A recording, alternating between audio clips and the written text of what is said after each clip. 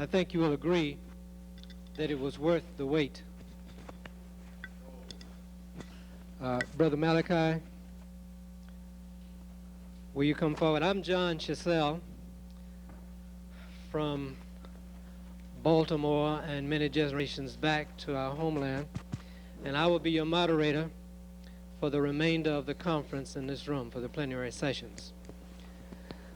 I have been instructed by my two psychiatrist mentors to be both obsessive and compulsive about this time, but not to be stupid. So consequently, we delayed and we're off the schedule to give you this beautiful, inspiring opening ceremony. And I think you can understand why we wanted to start the conference out this way. We will be making adjustments so that we can finish today in a reasonable amount of time, allow everyone to get the food that they need, and to come to the elders session tonight on schedule. It's a difficult job, but the difficult takes a little longer, but it's not impossible. And since the spirits of our ancestors are here, it will be done. To formally open this following the ceremony, Brother Malachi Andrews will speak for himself and for Brother Richard King, who had to go to the airport to make sure that his sons got on the plane on time. Brother Andrews. Hotel, brothers and sisters. The ancestors have spoke for me. The sounds of the brother, the permissions of the elders have spoken for me. I will only open the ceremony in respect of our president, Dr. Richard King, who had to leave in an emergency, and say a prayer for Dr. Ben Hakkanen, who's not here but is here. And in behalf of all the Kimware Board Science Consortium, we welcome you here to the 4th Annual World Melanin Conference. Your spirit has generated a new energy and a new power for us to move on to the next millennium. Thanks for being here, and welcome. Hotel. Hotel. Next, I have the very pleasant task of introducing our first plenary speaker for the conference. I knew of our speaker, Dr. Charles Finch, for years prior to meeting him, from reading his works and from observing and learning from him on the very special television program For the People. Suffice it to say, in terms of professional qualifications, that Dr. Finch is an MD and head of the Department of International Medicine at Morehouse Medical School. But what is more impressive to me is that he has immersed himself in the study of our ancient African history and people to the extent that he went and was physically present at the side and at the feet of the Reverend Sheikh Anta Diop. And it was through Dr. Finch that I had the opportunity to meet perhaps Dr. Diop's outstanding disciple in the person of Theophile Mbenga. So I want to say publicly how grateful I am to Dr. Finch for what you brought me. He is therefore eminently qualified to give the first annual Sheikh Anta Diop lecture. And in the tradition of our ancient African healers, Dr. Finch has specialized in the history the ancient African history of medical science and the ancient African history of religions and philosophy, as did our ancient African ancestors who were priests first and then physicians. So without further ado, welcome to our podium and our microphones, Dr. Charles Finch.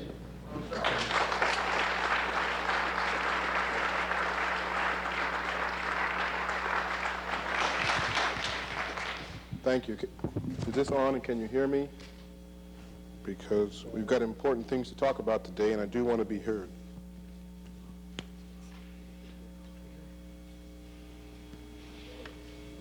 Okay, the power's on and the mic's on. Ma'am, just give that. Okay, that's a little better, I think.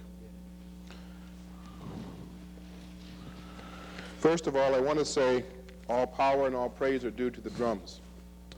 The drums can heal and the drums can harm. The drums can raise you up to heaven and they can cast you down into hell. The drums can make you divine or the drums can turn you into demons. So we know what the power and energy that has been generated from the drums can do. And again, I would say all power and praise are due to the drums. Now, we've got a lot to cover today. We've got a long journey to take. It is an odyssey, if you will, that is going to span about 65 million years. Now, some of you are aware of an article I wrote going on 5 years ago, which was entitled at that time, Race and Evolution in Prehistory. I was motivated to write that article after having, as was indicated, sat at the feet of check1 when he came to Atlanta, Georgia in the spring of 1985. It was then that Professor Jope was able to impress upon me in a way that I had never really fully appreciated before how important the study of what we call prehistory is in the overall context of what black and African people have contributed to human development and world history. That is to say, there was a war, if you will, a battle being waged, and a battle of words, a battle of ideas being waged that was still trying to compromise in ways that were subtle, in ways that were often hidden from view, simply because, as was true and is still true to a certain extent, that when the stereotypical notion that if you want to hide something from black people, you put it in print. The idea being, and I imagine that this is changing, I think it is changing, the fact that I can be here standing in front of you indicates to me that it is changing, that there are many ways of waging a war of oppression. It isn't just a matter of physical violence. As I think you are very well aware, it is a matter also of, shall we say, distortion of ideas, and perhaps that is the profoundest type of war that can be waged. You can always replace physical bodies, but to replace the collective mind of a people is an entirely different operation altogether. That doesn't call for replacement, that calls for resurrection. And that, of course, is a much more fundamental sort of operation. All that being said, it was Professor check1 who showed me how absolutely essential it was to at least become conversant with the language of paleoanthropology and population genetics, as a way of understanding exactly what the issues were and what was in the war that was being fought. Since that time, I have continued in that mission, if you will, or I have continued that mandate, and what strikes me as I go back from time to time and read that article in a way is how crude it was, how fundamental, how crude, how naive that article was. And I have often found that everyone has to be his or her own worst critic. And so there are actually parts of that article that embarrass me now, simply because of my lack of preparation, my ignorance, my sort of basic grounding at that time. But we all live and we all learn. So I have come a certain way since then, and it is this that I wish to discuss with you, is, if you will, in some way bring us up to date as to what is happening in this field and what it portends now and for the future. Because make no mistake, in spite of the overwhelming scientific and empirical evidence, there is still massive counterattacks that are being waged by various segments of the scientific community against the idea that humanity began in Africa. As preposterous as this might sound, there is a tremendous amount of scientific weight that is being waged or being brought to bear against this very issue. Okay, we will get to that in a minute. Now let's again begin our long journey on this odyssey that we are going to go into. And as I say, it begins about 65 million to 80 million years ago. At that time, all the continents were one. There were not the separate continents that we look at today and we take for granted today. All of the land mass of the Earth was essentially one great big supercontinent. At that time lived a mammalian species called the prosimians. The dinosaurs had probably been extinct for about 20 million years. The mammalian order of the animal kingdom had appeared and emerged and come to dominate the Earth, and a particular order of mammalians called the prosimians also had made their appearance. Now let me just say something parenthetically, and I always have to do this so that people understand exactly what I mean, where I'm coming from, because I don't always assume that everyone operates from the same premise that I do. This is not going to be a discussion of creationism. I'm not going to comment one way or the other about the scientific or intellectual validity of creationism, but this is not going to be a discussion about that.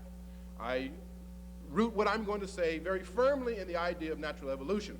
The only, from my point of view, scientifically defensible position to take. I am surprised, however, at how many people are actually recoil from the idea that human beings are related to animals, are related to the animal kingdom. And yet we know Africa then and now very clearly understood its relationship to what they call the lower orders of the animal kingdom. They clearly understood that they came out of the matrix of nature. They clearly show this in their iconography, in their mythology, in their symbols, where their highest deities were made to be represented in animal forms because those animal forms represented literally the powers of God, not the least of which was Thoth, whose many, many images, one of whose many images was in fact the cynocephalic ape, the symbol and the master of speech, mind, will, and intelligence. So once you look very closely at African thought, the African worldview, African lore, you see that it is intrinsic, if you will, to an African way of thinking to assume or presume that human beings came out of a natural matrix and that there is, in fact, a kinship, a deep and abiding kinship between humans and the rest of nature, all living things. So therefore, if you look at it in that context, it shouldn't be strange, therefore, that we emerge in an evolutionary process out of the primates, out of the primate order, of which the apes were, prior to humans, the highest evolutionary form. Okay, so having editorialized in that fashion, let us get back to the main, so that we understand exactly the basis upon which we are talking, and then therefore we don't need to get sidetracked off onto what I consider irrelevant kinds of discussions. 65 million years ago, the large land masses of the Earth began to break up, and eventually forming what we call the continents of today. With 45 million years ago, there had appeared on both sides of what is now what we call the Atlantic Ocean and what is now South America and Africa, the monkey species, or the monkey order of primates, the monkey family, I should say, of the primate order. Now, we have a lot of different ways of looking at this, where the monkeys actually descended from prosimians, who were in North America, and that they evolved separately in South America and Africa, or did the South African monkeys actually in some way make the ocean voyage from Africa to South America? These are very critical issues which have not been resolved, but the reason why they are important because, again, we have to get a handle on, in looking at these questions, at just what happened where and in what sequence. And I might add, by the way, that the preponderant evidence, or the best evidence, suggests that the New World monkeys were in fact originated in Africa and got over there in some fashion that actually allowed them to transcend the Atlantic barrier. For one thing, North America and South America were not connected then. They didn't connect until about 4 million years ago. The distance between Africa and South America would have been much smaller than it is today. Not only that, but the seas would have been shallower. Still, there are problems with any interpretation. So we have two lines of thought. Either the New World monkeys derive from prosimians in North America, or they are representatives or late descendants or descendants of monkeys which originated in Africa, or what we call the Old World. This began about 45 million years ago. And the reason why we emphasize this is because this is the line that eventually leads to the apes, eventually leads to hominids, and of course to human beings today. And I think there is some value of understanding this process in its total time scale, in time and space, in order to get to understand that these things just don't happen in aliquots of tens of thousands of years or millions of years, but 20, 30, 40, 60 million years is what you need to begin to get a handle on what happened in this evolutionary process. Now, you have to understand also the world at this time. From about 45 million years when the monkeys first make their appearance to about 18 million years ago, the world was a much warmer and wetter place than it is today, which is to say that it was basically covered by large expanses of jungle, large expanses of forest that girdle essentially all the land masses of the globe, which is the reason why the primates, whether they be prosimians, and by the way, descendants of prosimians today would be animals like the lemurs and tarsiers in Madagascar. They are probably the latest or the only representation of the old prosimians that we have today. They in turn gave rise to the monkeys, evolutionary speaking, about 45 million years ago, became a very successful primate family. And the primate family is characterized by a number of characteristics. First of all, stereoscopic vision, because the two eyes are in front of the face instead of on the sides. Well-developed appendages, particularly what we call the hands and even the feet, and a long tail to allow them to live in an arboreal environment. That is, a tree or forested environment in the canopy of the upper canopy of the forest. This was absolutely, well, this is what they were adapted to.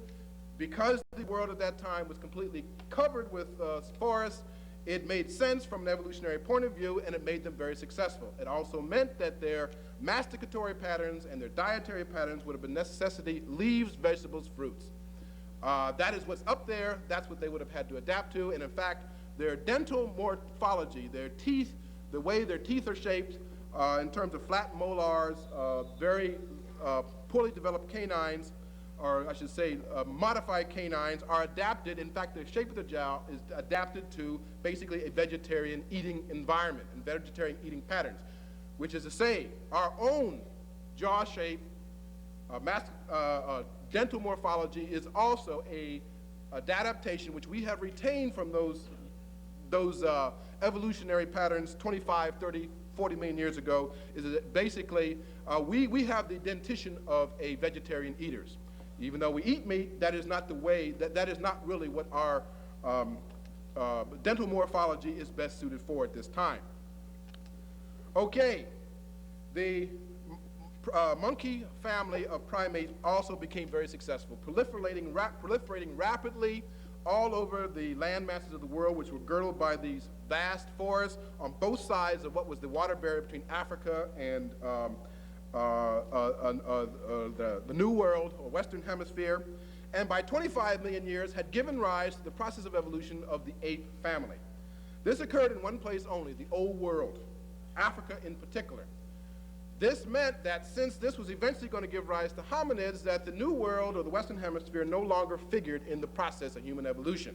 So we can just take it out of the picture for the rest of our discussion, because there were no apes then or now that were there naturally in the New World or in the Western Hemisphere, and so human evolution, such as it occurs, or hominid evolution, is confined entirely to what we call the Old World, Africa, Asia, and Europe. Now, they make their first appearance about 25 million years BC, or BCE, or BP, I should say. BP meaning before present being 1950, 25 million years before the present era. Now, they too were very successful. They too were very well adapted to an arboreal, that is, tree environment or forested environment, the upper canopy of the worldwide forest in this hot, warm, muggy climate that girdled the entire globe. They were bigger than monkeys, probably stronger than the monkeys, maybe not quite so agile. Their facial and head morphology was different. They were certainly more intelligent. They probably had they did have, in fact, greater brain capacity, so they did represent, if you will, an evolutionary advance from the monkeys. They too were very, very successful from 25 million years BP to 18 million years BP in this forested environment of the world. There were a dozen or more of them that evolved out of their monkey ancestors, and again, they were extremely successful living in the upper canopy of the forest. In fact, some people have called this, quote, the age of the ape, if you will, because they were numerous, they were ubiquitous, they were widely dispersed, and they were obviously very successful. Okay. But something happened beginning about 18 million years before the present. And this sort of is what I'm about to describe is the inherent drama of evolution. The only thing that doesn't change, particularly when you're looking at the life cycle of all living things on this planet, is change itself. Evolution is about change. And the environment, of course, is constantly changing. The environment is constantly undergoing modifications and change. And if a living species, be it plant or animal, is to survive these changes that are occurring in the environment, it too has to respond. It has to react to changes that occur in the environment. I call this the call and response pattern of evolution. Nature or the environment undergoes certain kinds of intrinsic changes, whether it be climatic changes, whether it be eruptions of land masses into mountains, whether it be earthquakes, whether it be any kind of change you can imagine. Nature calls, if you will, to living organisms through its own changes. The species, whether it be plant or animal, if it is to survive, let alone be perpetuated, has to, if you will, respond to these changes in the environment. Respond successfully, and this is what we call adaptation. Modify itself as a species in order to take advantage of or meet the new challenges imposed by nature herself. So as I say, this is a call and response pattern of evolution. Those who do that successfully go on and have their gene pools perpetuated. Those who don't, as we know, basically die off. They become evolutionary dead ends. And this has happened hundreds, thousands, even millions of times in the history of biological evolution on this planet. Well, something happened around 18 million years ago, which is going to have tremendous implications or tremendous impact on particularly the ape branch of the primate order. The world began to dry out, literally. There was a drying effect which began to shrink the girdle of forest which covered the entire globe. This is a change in nature that I have described which created a new challenge for the apes, these dozens of apes that were living in the forest canopy. What did it do? First of all, it constricted food supply because all their food were coming from the forest canopy, fruits, leaves, vegetables. It also constricted their living space, as you can imagine. They would have been somewhat less adaptable than the monkeys to this particular situation because they were bigger. They had greater caloric requirements, if you will. So less mobile, less agile, bigger, greater caloric requirements meant that the shrinking of the forested areas was going to have a much greater impact on them than it would the monkeys. So, in particular, it's interesting now also look what happened in terms of geographic location. This drying of the earth and therefore the shrinking of the forest seem to select or be specific in certain parts of the globe, particularly Africa. What we find in Southeast Asia mainly is that there wasn't nearly so much drying and that the dense jungle itself maintained itself there in Southeast Asia in particular. In Africa, however, this drying process, beginning about 18 million years ago, began to create environmental mosaics. What do I mean by that? It meant that patches of forest and woodland began to be interspersed with dry savanna or grassland. Now, this is absolutely crucial for human evolution, as we shall see. And this is absolutely crucial, and it will make all the difference in the world as far as human evolution is concerned. For the apes in Africa, it meant that a new kind of response was called for. And literally, those, not just in Africa, but all over the world, it meant that if any of them were going to survive, they would have to literally come down out of the trees. And this is, in fact, what happened, at least for some of them. They began, in terms of accumulated behavior over a period of millions of years, began to move down out of the trees onto the ground where, of course, they would have greater food sources and resources to exploit. They would have greater living spaces. And so, therefore, they would, in other words, compensate for the restricted living space and food sources in these shrinking forests by coming down on the ground and maximizing their range of food, procuring a range of food foraging, and also their living space. This was absolutely decisive, actually, because out of the dozen or more ape species that existed some 20 million years ago, only 4 have survived, 2 in Africa and 2 in Asia. The 2 in Africa are the chimpanzee and gorilla. In Asia is the gibbon and the orangutan. The gibbon and the orangutan. And what is interesting is that 3 out of these 4 ape species that have survived are ground dwellers to a greater or lesser degree.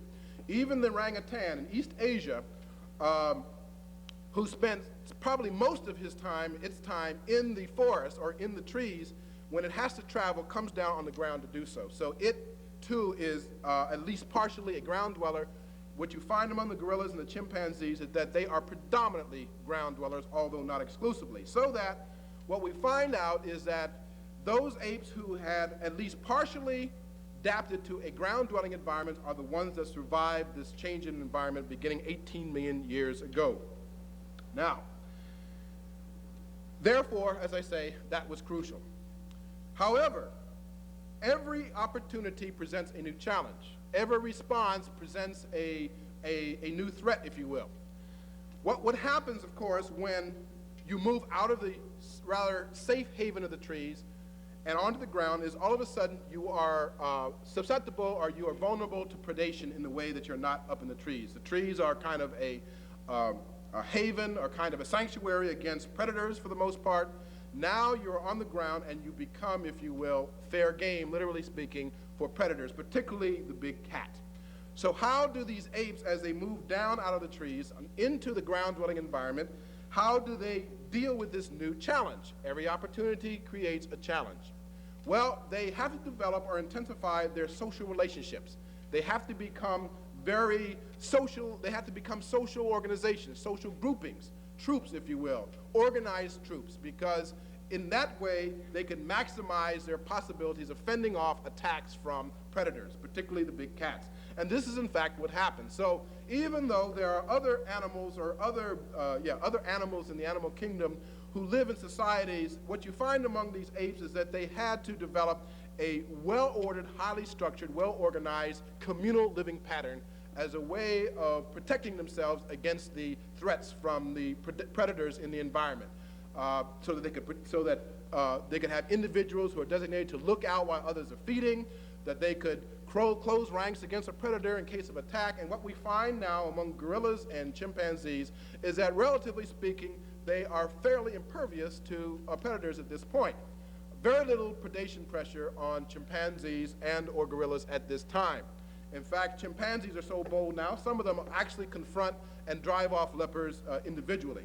So this was an absolute necessity. This increased social organization was dictated by the necessity to move to the ground in the first place in order to maximize their eating and living resources. So you can see that there is, if you will, a chain of causal links that sort of fuel, if you will, or sort of drive this evolutionary process. There's a feedback loop, if you will, that shape and construct and link all of the different types of events and sequences together in a kind of seamless continuum of evolution.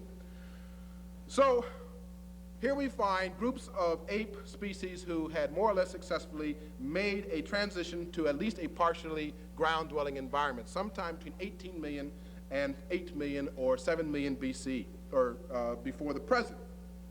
They didn't abandon the trees or the forest altogether. They could retire to the forest during the heat of the day to protect against the sun, and at night they could still climb up into the trees, which many of them did to protect them against predators.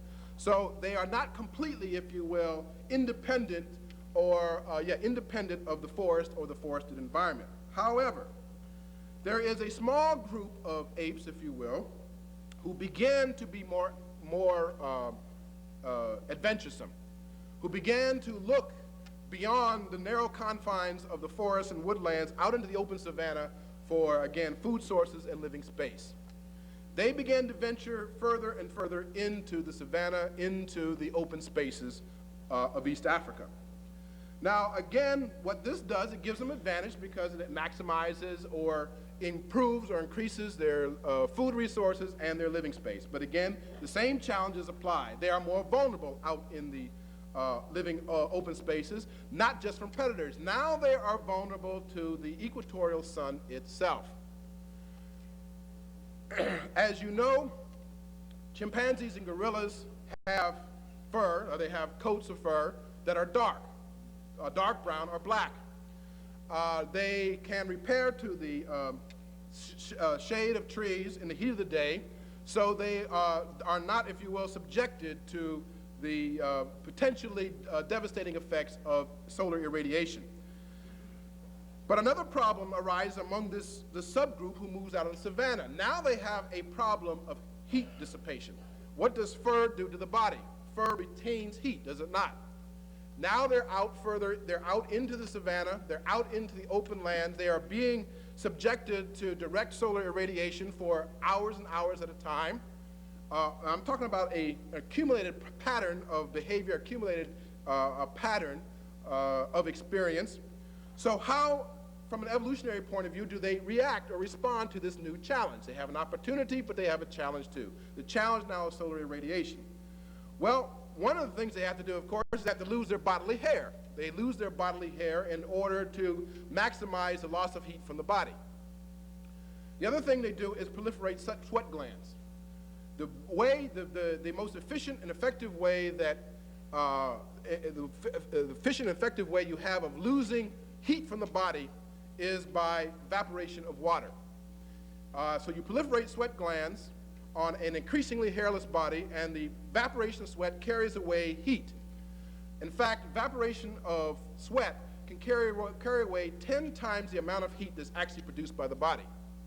So you lose your bodily hair in order to promote this heat loss, and you proliferate sweat glands in order to promote the evaporation of heat, or the carrying away of heat by evaporation of sweat. So this is one of the things that happens. Of course, now this is a important, shall we say, adjustment or modification or adaptation to this new circumstance. But again, you have another problem. Prior to that time, your hair and your fur as an ape have been protecting you against solar irradiation and its devastating consequences. Now you're losing your hair, you're losing your bodily fur, and the underlying skin is potentially susceptible, is essentially potentially vulnerable to the ultraviolet rays of the sun. What do you do? Or not what do you do, what happens if you are going to survive in this new mode? Well, dark skin, dark fur or dark hair, of course, is caused by melanin production. So the melanin production in the fur is now transferred to the skin. Has to happen. Can't happen any other way. Not if this new subgroup of primates is moving out into the savanna.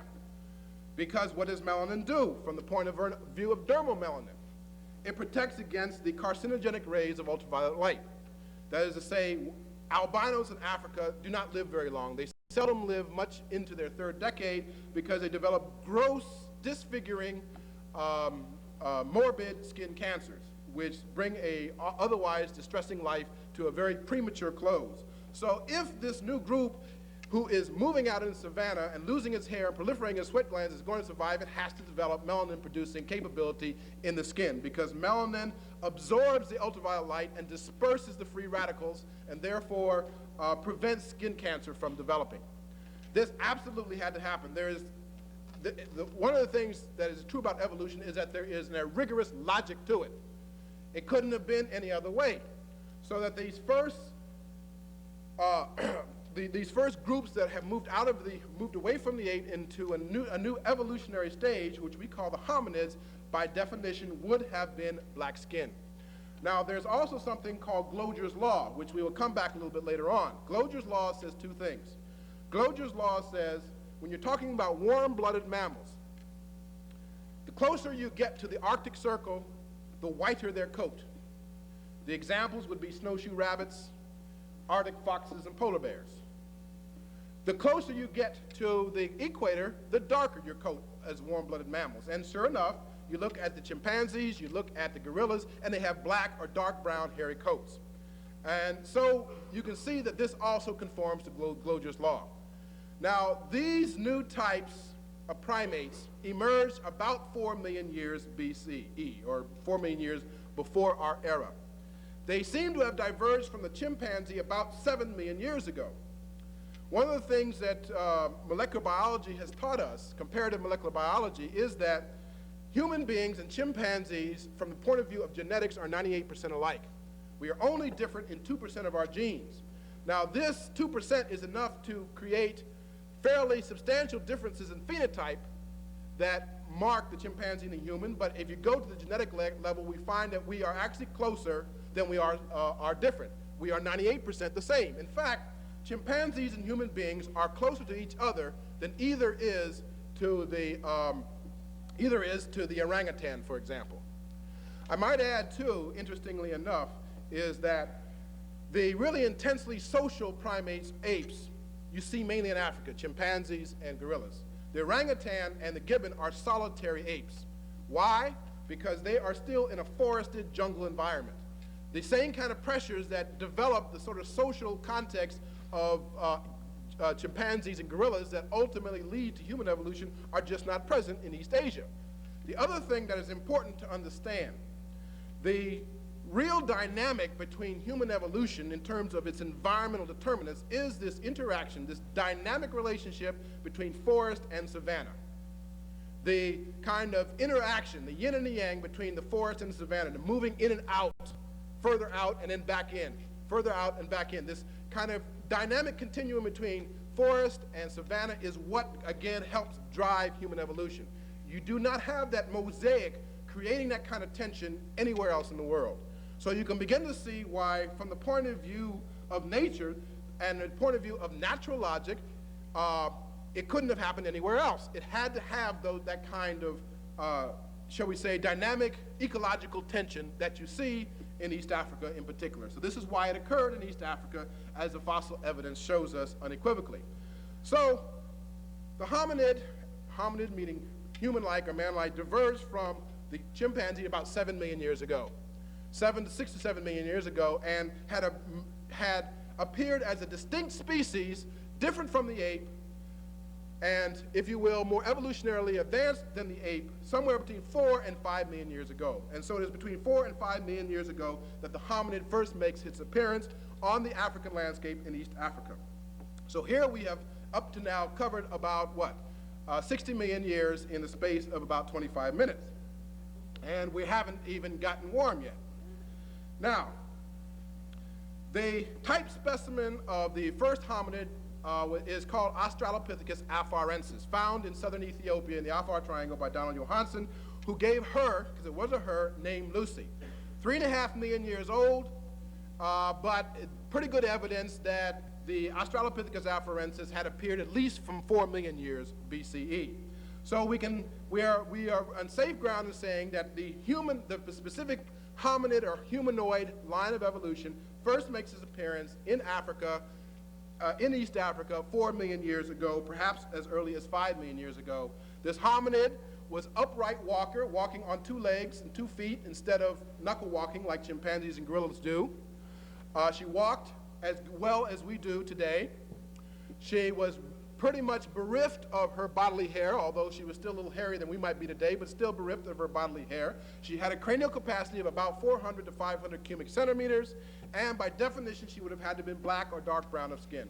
Couldn't have been any other way. As I said, as I like to say, without this relatively simple biological, biochemical adaptation, without the melanin content of the skin, human evolution would have been stillborn even before it began. So you could not even there would be no human beings today without this original melanin content in the first hominids 4 million years ago.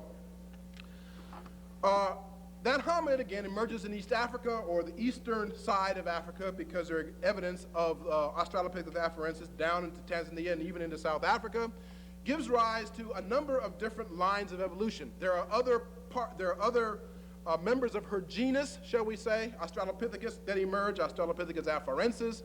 There is Australopithecus robustus. Then there are Australopithecus boisei. All of these represent further evolutions along the Australopithecine line of descent. They eventually turn out to be a dead end and disappear altogether by 1 million BCE. However, there is another line of descent from the original Australopithecus afarensis. That is Homo habilis. Homo habilis emerges in Kenya and Tanzania, or thereabouts, somewhere between 2 and 2.5 million years ago. Again, small in stature, upright walking, black or dark brown of skin, with a cranial capacity that is probably about 700 to 750 cubic centimeters, representing a quantum increase or quantum improvement in the cranial capacity and therefore the intelligence of Australopithecus afarensis, and therefore obviously an evolutionary advance. They seem to share the same habitat in Africa, East Africa, until about 1 million to 1.5 million years BCE, when Homo erectus makes its appearance on the East African landscape. Homo erectus is very close to modern human beings. Homo erectus, again, a little bit taller, maybe as tall as 5.5 feet, dark or black of skin, upright, also tool users and fire makers. Australopithecus does not make tools. Homo makes tools. Homo habilis makes tools. That's the reason why we call him Homo habilis, handyman or man with ability, because he is a tool maker instead of just a tool user. Chimpanzees use sticks and rocks as tools, but they do not make tools. Tool maker is Homo. Homo habilis the first, his successor, Homo erectus, an even more skilled tool maker and probably the first fire builder. Not that inferior to modern human beings in intelligence, because his cranial capacity goes up to 1,200 cubic centimeters.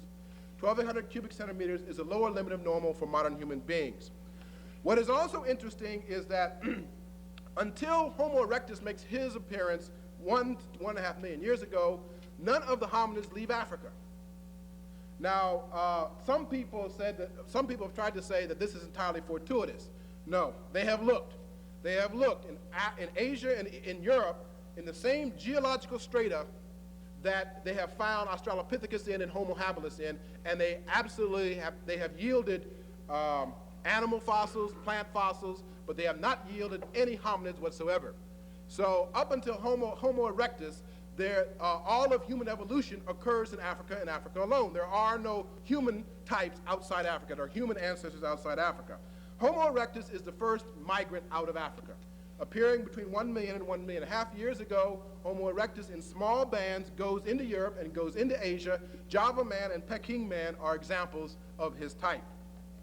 He gives rise about 250, he disappears about 300 to 250,000 years ago, and then emerges Homo sapiens sapiens, that is modern human beings, again in East Africa. Also, Neanderthal, but Neanderthal is a side branch of evolution and ultimately becomes a dead end, has nothing to do with Homo sapiens sapiens evolution. So, Homo sapiens, modern human beings, all of us in this room, all 5.5 billion of us on this planet, appears first somewhere about 200,000 years ago in East Africa. So as C.A. Arenburg says, in Africa and Africa alone is where you can find in the fossil record an unbroken sequence of human evolution from the first type 4 million years ago all the way up to the advanced and latest type Homo sapiens sapiens. So this is the reason why if you're talking about an anthropological Garden of Eden, it is Africa and it cannot be anywhere else. You would be surprised, in spite of the irrefutable fossil evidence, there are still large segments of the scientific community who are trying to dispute this, but more of that later. Now, Homo sapiens sapiens emerges in Africa, again, somewhat diminutive, head size or cranial capacity between 1,200 cubic centimeters and 2,000 cubic centimeters, average 1,500 cubic centimeters. Obviously a culture maker, fire builder, innovator, obviously dark brown or black of skin by definitions for the same reasons that we have mentioned already. There is fossil evidence of Homo sapiens sapiens 130,000 and 440,000 years old in 4 different places in East Africa.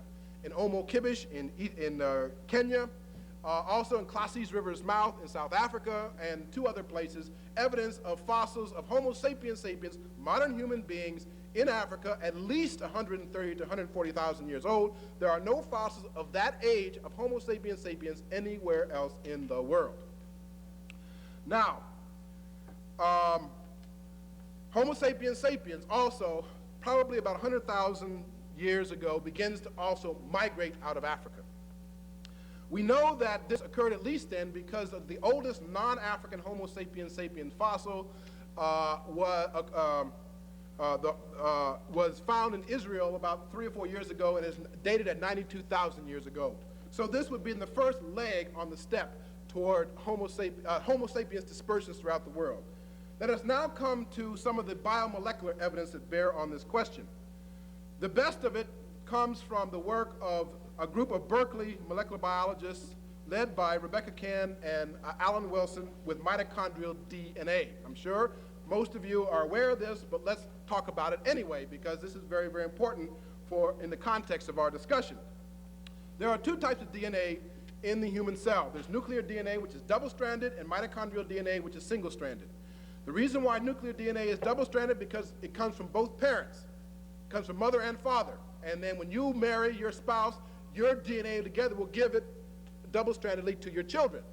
Mitochondrial DNA is different. Mitochondrial DNA is in the power plant of the cell, which is the mitochondrion. It is single-stranded. Why? Because it comes from the mother and the mother alone. Why does this happen? Because when, at the point of fertilization, the mitochondrial DNA in the sperm disintegrates. And so all the mitochondrial DNA that you have now in your genome or in your mitochondria comes from the female and from the female alone. Well, this has some very interesting properties. It means that we can trace back through mitochondrial DNA studies through the female line because it's not double-stranded, so they do not recombine, they do not exchange genetic information, so it is relatively clean and relatively simple. Another thing that we have that is pretty well established, mitochondrial DNA, sum up, huh? That's a little ambitious. Let's just keep going, and then I think I'm going to have to take 10 minutes instead of 5 minutes. I'm going to sort of take 10 minutes instead of 5 minutes, and then I can sum up. I know I've got only 3, but I'm going to take 10. Because we got to get all this in context. Now, so pardon me for my liberties, but we'll make it up to you. Mitochondrial DNA is single-stranded, so it does not exchange. Also, the mutation rate is 2 to 4% per million years. That's number 1. Therefore, it is possible to detect the mutational prints in mitochondrial DNA. Therefore, if you can count the number of mutational prints, you can get a sense of how old the DNA is, right? The mitochondrial DNA. The longer the DNA has been around, the more mutations it would be subject to. So if you have more mutations, that is the oldest DNA. So what Cann did was take mitochondrial DNA from 125 different subjects from 5 different racial groups. Essentially what she did, she counted everybody's mutational record on their DNA and found out the most varied DNA came 1 from blacks and most varied from the people we call the Bushmen or the Khoisan people. She therefore said that she was able, because we know of the mutation rate of 2 to 4% per million years, to be able to pinpoint more or less when the first ancestor would have arisen to give us all of our mitochondrial DNA. So she was able to conclude that the first identifiable female ancestor of the entire human race, all 5.5 billion of us, was a woman of the Khoisan type who lived in East Africa some 200,000 years ago. Everybody in this planet, no matter what race, is descended from that woman. And she lived in Africa 200,000 years. As some of my Spelman students like to say, in the beginning was woman, and she was African. That just happens to be the truth. That just happens to be the truth. That happens to be the scientific truth. So that here we have the first identifiable female ancestor of all of the planet who was given the name Eve, lived in East Africa some 200,000 years ago, and this is consistent with the fossil record. So in this case, the biomolecular evidence and the fossil records interdigitate and confirm and support one another. Okay, now let's get into this business of the development and evolution of races. I don't have to spend much time on it.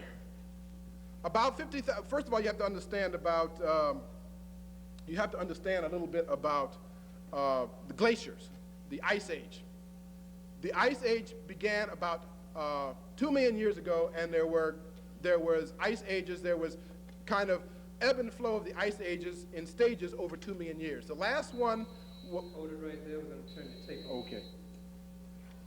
So this will give the AV people a chance to turn your tapes over. The last glaciation was the Worm Glacial. And even within the, which began about, let me think, sorry, began about 80,000 years ago. Now, what happens in a glaciation is that vast sheets of ice, a mile thick, come down from the Arctic Circle, and they come down over Europe and North America, down about the level of the 51st parallel. In Africa and tropical areas, you find glaciers when the glacier ice age occurs only in the mountainous regions. Now, the last glaciation, if you will, had a let-up around 50,000 BC, which meant that Europe was temperate enough to allow habitation. Groups of people from Africa would have crossed over into Europe and inhabited most of the southern half or the southern three-quarters of Europe. And they would have been there about 40,000 years ago when there was a renewed onset of the Ice Age. Now,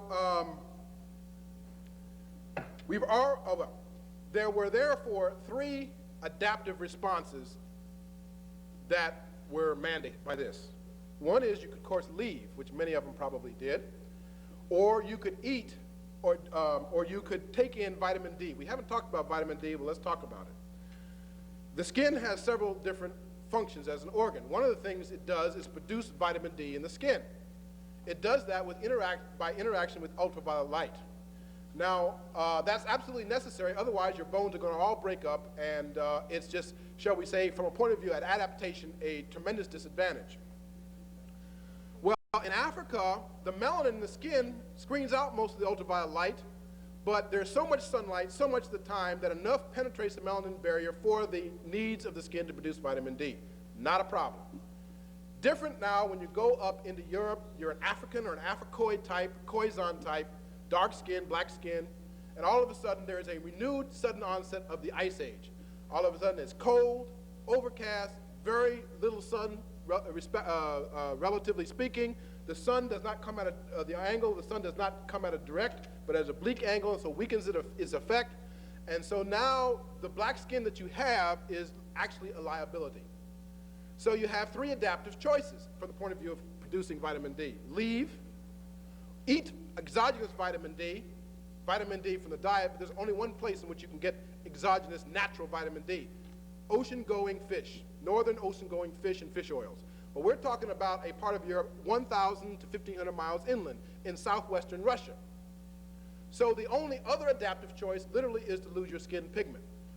What does white skin do? Well, in Africa, it kills you, literally, because you cannot literally stand the sun.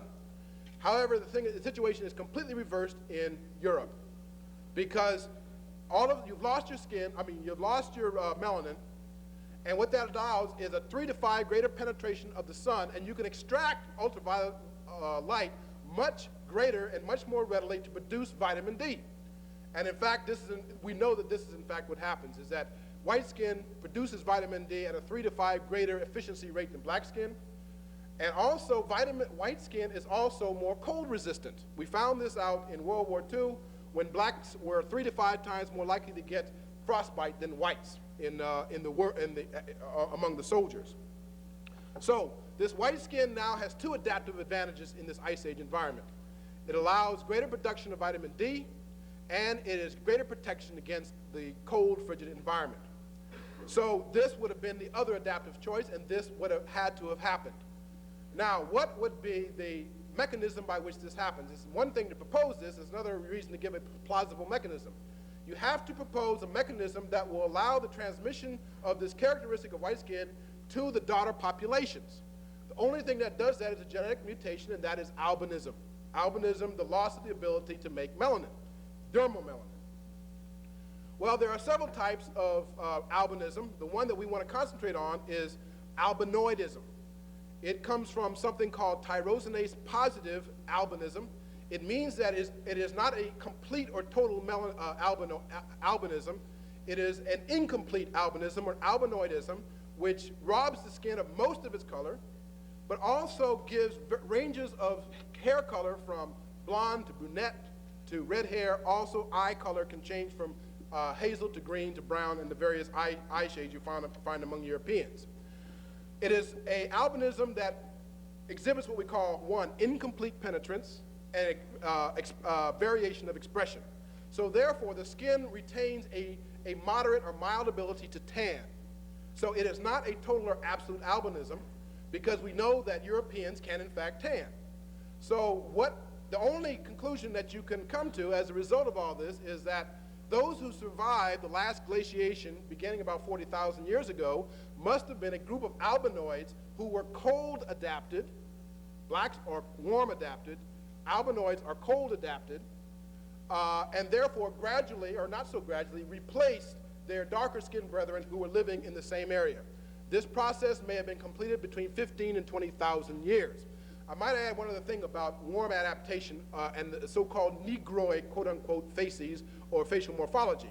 Remember we talked about the necessity to lose heat. Well, where do you lose most of your heat from? Mostly from your head. 85% of the heat loss comes from the head, which is why we have kinky hair, particularly peppercorn hair. What does it do? It exposes more of the scalp to the environment. You can lose heat better that way.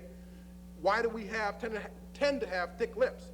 It increases the surface area of the face, improves heat loss. Why do we have broad flaring nostrils tendency? Why? Because it allows greater movement of air, and you have to understand you don't lose just moisture from the skin, you also lose moisture from the lungs. So all of these are heat adaptations to a hot environment. Absolute opposite in Europe. You have adaptations to a cold environment, an icy environment. White skin being the first and certainly the most distinctive aspect of that, which improves vitamin D utilization and cold resistance. But narrowed nose, what does it do? It warms inspired air. Thin lips, narrowed features, reduces the surface area of the face. Hair that lays down the back of your shoulders, it retains heat on your head. So in other words, all of these adaptations are due to basically adaptation in a cold, icy, frigid environment. This process was completed probably no later than 25,000 years BCE. We'll spend two minutes on the Mongoloid. The Mongoloid underwent a similar adaptation. The Mongoloid would have been a group of Khoisan people who would have migrated into the steppes of Siberia and undergone a similar lightening of skin, but there you have two other things that are going on as well. The steppes of Siberia are windswept all the time. So one of the things you notice about the Khoisan is that they have these epicanthal folds. So by this time, they would have been spread all over the world, including Southeast Asia. During a period of relative warming, would have moved up into Siberia. At the onset of the renewed onset of the glacier period, they would have had the same and similar, shall we say, environmental pressures on them. But in addition, the epicanthal folds would have been accentuated in order to protect the face, the eyes against the winds, and also the warm air of the face. The stockiness of body that is characteristic of Orientals or Asiatics, again, what does that do? It retains heat, as does the straight hair. And as check1 suggested, is that there probably also was gene interchange across the two sides of Eurasia. From the west, the Caucasoid, from the east, the Mongoloid would have modified one another by gene interchanges, although the Mongoloid continued to get gene infusions from the south all the way up to the historical period, as James Brunson has showed us. Okay, that brings us to 20,000 BC. And we have there, as I said, covered about 65 million years of human evolution in the space of about 55 minutes. But what this does, or what is important about this, is to, shall we say, give a long view of a perspective of what happened. That the humanity itself came out of the African soil by definition, and that all peoples, various races, are branches off of that trunk. This is not special pleading. It is not ideology. It is not my own particular preference as such. It just happens to be the way it happened as far as human evolution occurs. Period, end of statement. We don't need to say anything more. We don't need to get even. That is the reason why some of these things that are coming out today are really kind of pathetic, because the scientific, not only the molecular evidence, but also the skeletal evidence is very clear in this respect.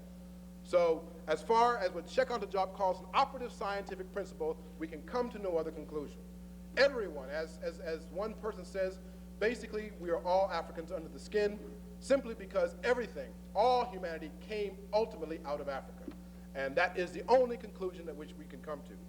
Having said that, let us now go to the slides, which we will take about 10 minutes to go through, and then we will entertain questions and answers. What it looked like. What is interesting is that there is a segment of northeast North America, which actually is of the same geological constitution as West Africa. So I like to tell people, all you have to do is go to Macon, Georgia, if you want to be on African soil.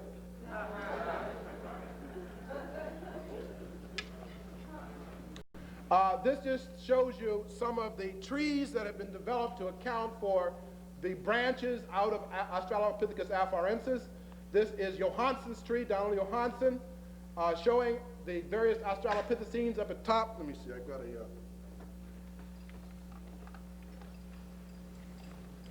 These are various Australopithecines, and then Homo habilis, Homo erectus, and Homo sapiens as another branch of the tree. These, of course, went into a dead end.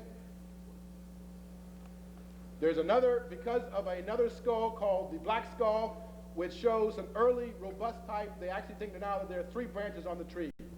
That's Africanus, I think, and this is the robusts. The Africanus was different. The gracile, which we lightly built. The robusts were another branch, and then Homo was a 3rd branch. There's still arguments about that. This is Lucy, the skeleton of Lucy. Aside from her antiquity and her provenance means place of origin in southern Ethiopia, the reason why she's important is because of her age, 3.5 million years, and also that she's 40% complete. This is an artist's conception of what Lucy might have looked like. These are the footprints in the Lake Toli bed in Tanzania, which to me are some of the most remarkable things ever discovered. 3.75 million years. These footprints are 3.75 million years old in Tanzania. Actually, if you will, a snapshot of human movement that has been preserved for nearly 4 million years. To me, this is one of the most remarkable things I've ever seen.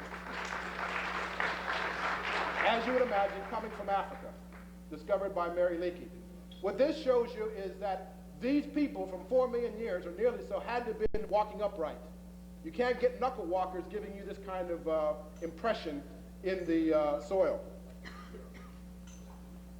Again, this is just an artist's conception of these people moving across the Tanzania, what we now call the Tanzanian landscape, nearly 4 million years ago. These are members, or artist's conception of the members of the Australopithecus afarensis species. The same, in other words, these would be the same species as Lucy. Shows them kind of on the ground, foraging, but also not too far from the trees. This is the Tong baby from South Africa, discovered by Raymond Dart, which really was the first discovery that placed Africa at the forefront of paleontology. And this was discovered in 1925.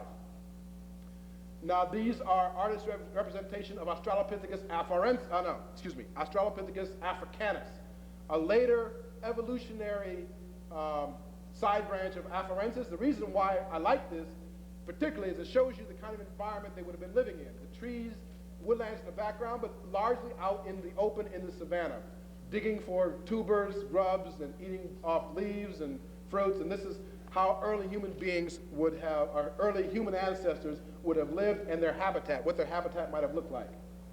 Just showing you the evolution of the various parts of the anatomy from, this is a, can't read that. This is a chimpanzee, man, you can see progressively upright, larger and higher skull, et cetera, change in the pelvic and lower leg morphology there as in an evolutionary sequence. Also, this is of the brain size. This is Australopithecus afarensis, 500 cubic centimeters. 1,000 is Homo erectus, and then modern human beings, 1,500 cubic centimeters. Just shows you a, shall we say, a kaleidoscope of heads, of skulls, again in Africa, showing you the evolution of the hominid skull all the way up to the human-like, to the modern human skull right here. And you see that the cranial morphology gets larger. This went out. Larger, and the forehead gets higher, and the brow ridges become more attenuated.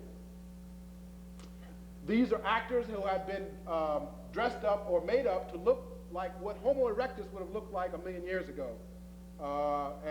That's the reason why I like this. It kind of gives you a sense of what Homo erectus, who is very close to us in every respect, might have looked like. Homo erectus doesn't disappear really until about 250,000 years ago. Most of you have seen this, I'm sure. It is interesting. I picked this up, and then I went back 3 days later to get another copy, and there were none left anywhere in the city. You know, I don't know if our ancestors wore jerry curls or not. Nonetheless, this is how they are depicted here. This just shows you the genetic clues. You see the top, the nuclear DNA, which is double-stranded, the mitochondrial DNA, which is single-stranded, and the mitochondrial DNA has had the most impact on discussions of human evolution because, as I say, it's single-stranded and it doesn't recombine, and it's easy to look at its mutational prints. Our ancestors 200,000 years ago would have looked like this. Not all humanity's ancestors. These are people called the Bushmen, more properly called Khoisan or San people, now mainly confined to the Kalahari Desert and Namibia, or like this, people called, so-called pygmies, more properly called the Twa. These two are the modern representations. In other words, if you want to know what our ancestors might have looked like, these are the people you would have to look at today. This just shows you the three contending views of human evolution. We don't really have time to go into this. The monogenetic versus the polygenetic versus the multi-regional evolution. Perhaps we can discuss it more informally after this session. This just shows you the glaciation that occurred. What I suspect is that Caucasoid evolution occurred at the level of the 51st parallel. And what is interesting is that we know that the glacier came down to the 51st parallel, encompassing southern Russia, and then you look at, there are 3 Aurignacian sites of the so-called Hottentot Venuses that are right along the 51st parallel, and they're old, and they're 40,000 years old. To me, that is, again, indirect support of our contention. I'm sure those of you have seen this. It's quite clear from the hairstyle and the steatophagy on the buttocks, steatophagy meaning abnormal accumulation of fat on the buttocks, which is certainly an African, particularly a Southern African trait, that these are African women, black African women. And yet, as we know, these were found in Europe. These represent the first Europeans. The first European women would have looked like this, or at least their idea, obesity was idealized then, because it was a symbol of the maternal and fertility symbol. In other words, but these would be our first Europeans. And these, and you can see a so-called Khoisan or Hottentot woman in the middle for comparison. And these and their African counterparts would have looked like that in the Sahara. This comes from the Sahara.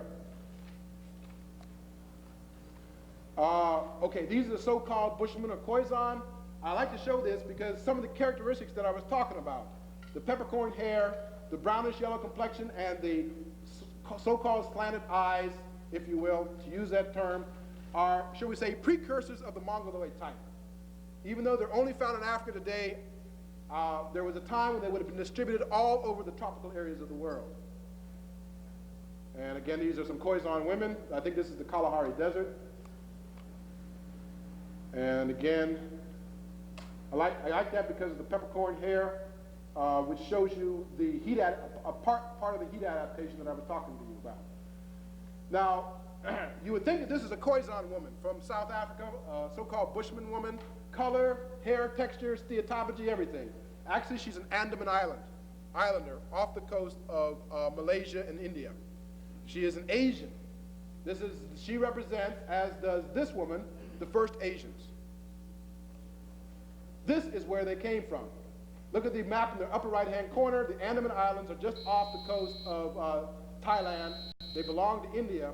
And you can see an Andaman Islander today.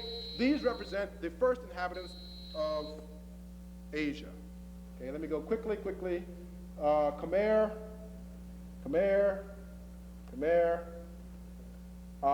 This is Solomon Islands, Southeast Asia, South Pacific. This, I think, is New Guinea. I also want to show you New Guineans and Australians.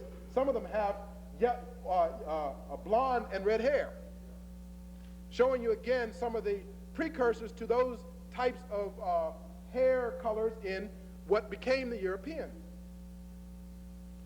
This is from Fiji. Philippines, this is a, quote, negrito, unquote. This is Australia. Australia, again, look at that, very striking, the yellow hair. That's natural hair, that's natural blonde. They don't have to bleach themselves to get that. So even natural blonde hair is something that, appears among us first. This just shows you the route of migration. You find that the seas were shallower then, and it would be easier to get from India and the Asian mainland to the South Pacific. And I think, this just shows you again a kind of a montage of African faces from around the world. And here, and I think I'm over my time, so let's leave some time for questions and answers. Thank you very much for your attention. Can we have the lights, please?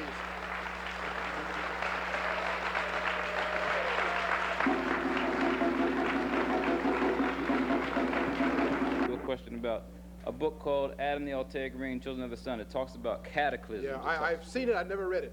But I know what you're talking about. It puts into context how dinosaurs could have just left this earth.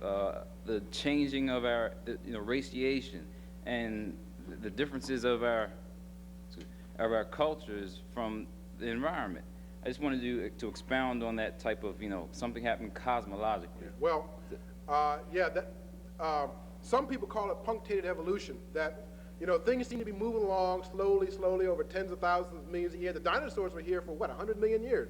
All of a sudden, something, as you say, cataclysmic, whether it be a meteor or an earthquake or some kind of change in the Earth's magnetic sphere, will absolutely, completely alter the environment. Many will die and perish, but no species ever is, no life is not ever completely and absolutely destroyed.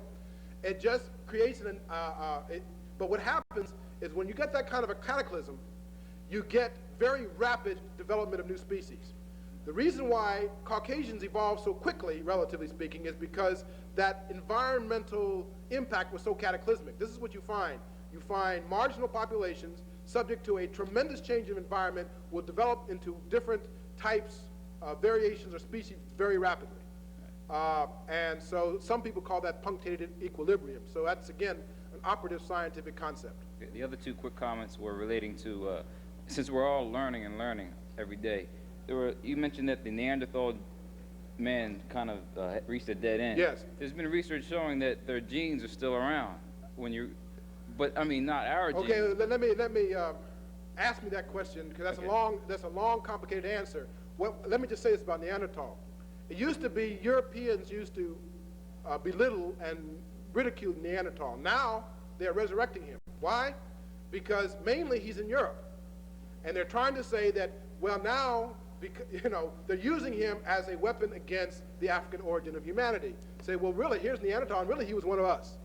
And so really, this is evidence that human beings might really have begun in Europe after all. But Neanderthal, he dies out. His ridges are different from ours. His frontal lobes are different from ours. He's a different species altogether. It's just another sort of, shall we say, clutching at straws, anything to beat back this idea that all of us, everybody on this planet, go back far enough and they got a black ancestor. Okay, thank you. I'll save the other comments for later on. Thank you. I'd like to thank the messenger for the message. I have a lot of interest in how Africans from their development of civilizations have gotten to the point where we are now. Can you comment on the whole thing about xenophobic and xenophilic, and why is it that we were the first people on the earth, the first civilizations and everything, how do we get to the condition that we were now? Ooh. you know, complicated question. Some of it would be due, and I'm not going to answer all of it. I'm only going to deal with one part of it. Some of it would be due to what check1 refers to as a kind of natural regression that afflicts all peoples, all cultures, and all civilizations. Not all of it, but a good bit of it. However, only two people that I know of have tried to deal with this issue of essentially what happened in history. One of them, of course, is Chancellor Williams in Destruction of Black Civilization, and the other was check1 himself, looking at the motors of decadence, degeneration, and decline, such that Africa went into its dark age about 500 years ago. So some of it, Job talks about the sort of internal contradictions of any society that lay the seeds for its own destruction. What were those? Well, we could talk about that, but it requires a much more in-depth discussion that we really have time for here. But it's something, I'm not dismissing the question, because I think that it should be an entirely entirely concentrated field of research in and of itself. Only two people have really dealt with that, and that issue is long from being resolved or long from being dealt with. And I'd like to see more people who have that kind of scholarly bent go in and look at the causes of the decline and degeneration of Africa. All praises be to the ancestors for its descendant that has brought us this message. My question simply is, at what place in human history, if at all, would you place the myth of Atlantis? Where on earth would you place it, if at all? And what did these people look like, if at all? Yeah, again, let me not speak from the point of view of being authoritative. Let me just say what, Atlantis, some people say Atlantis is a myth. Some people say it represented a true happening. The truth always lies the combination. Conceivably, it was both. Some people say Atlantis really represented the explosion of the island of Santorin off the coast, off near Crete around 1450 BC. And that cataclysm affected the Mediterranean world, and that gave rise to the myth of Atlantis. Others say that Atlantis actually existed off the Atlantic Ocean, and Frobenius claimed to have been able to find evidence of this sort of prehistoric super civilization in West Africa, as an example. I just think that the issue is out. I think the thing is, you could argue it all day long. I do not dismiss it out of hand, but I just don't feel like any of us has enough information aside from what has mainly the argument, or mainly the evidence comes from Plato's Timaeus, in which he discusses what Solon found among the ancient Egyptian priests. So again, there's been a lot of verbiage about it, but again, the hard evidence is lacking. It has persisted.